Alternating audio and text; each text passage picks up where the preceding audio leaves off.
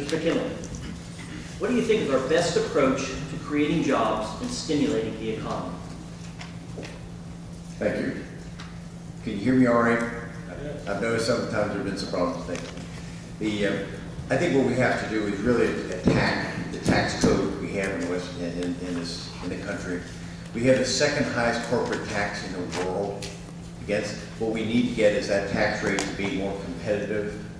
What we do is make that the average of all the industrialized nations, and I think we would see some expertise, some work that would come from. We've got to get to a point, as you heard Denny talk about, is we have to deal with tort reform. That's something that we don't have courage in right now in Congress being able to take that as well. We have to deal with regulatory reforms. If we can deal with taxes, regulations, all those issues, we're going to see something come back again in this country where people are investing in, working to create jobs again, but they've got to believe in themselves. Thank you. Mr. Stark?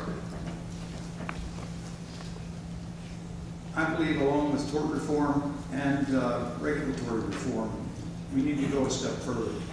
Because I think just simply tax reform is not enough.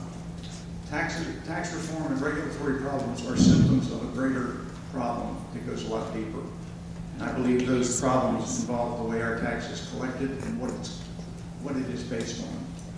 I am a strong supporter of the fair tax, which is a system that would eliminate virtually all federal taxation and replace it with a consumption tax that treats everyone fairly and takes the entire load off of business, making business tax rate zero and stimulating the economy far more than adjusting the tax rate downward but not eliminating it at the federal level. Thank you. Ms. Hall? Well, I agree with the gentleman before me. Cutting taxes, of course, is probably the most important for a business operation.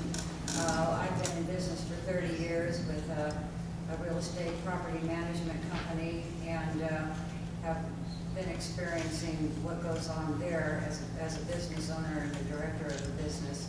The tax codes need to be changed, regulations need to be changed, bringing manufacturing back to the states, having less control from the federal government, bringing the control back to the states would help. Thank you. Thank you, Ms. Lanier.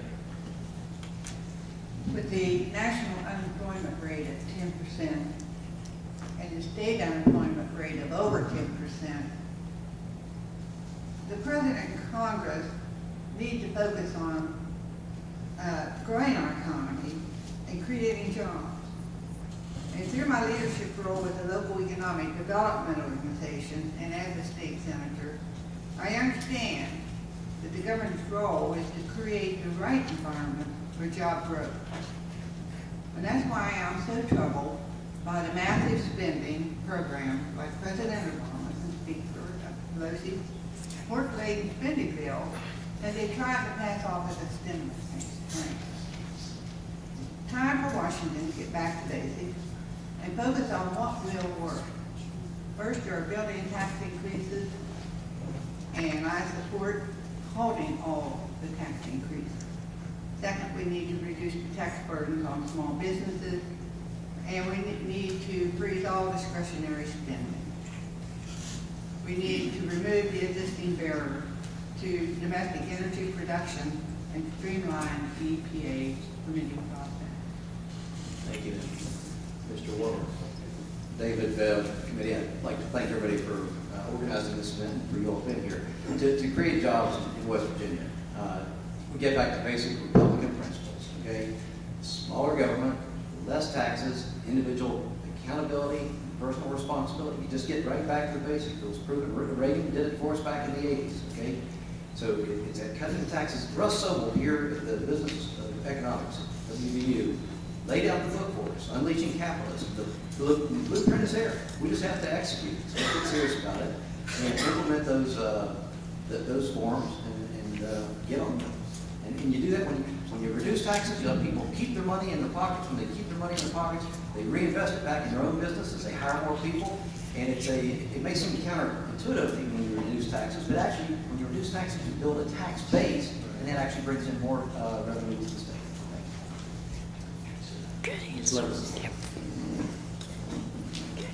We need to extend the Bush tax cuts that are due to expire at the end of this year.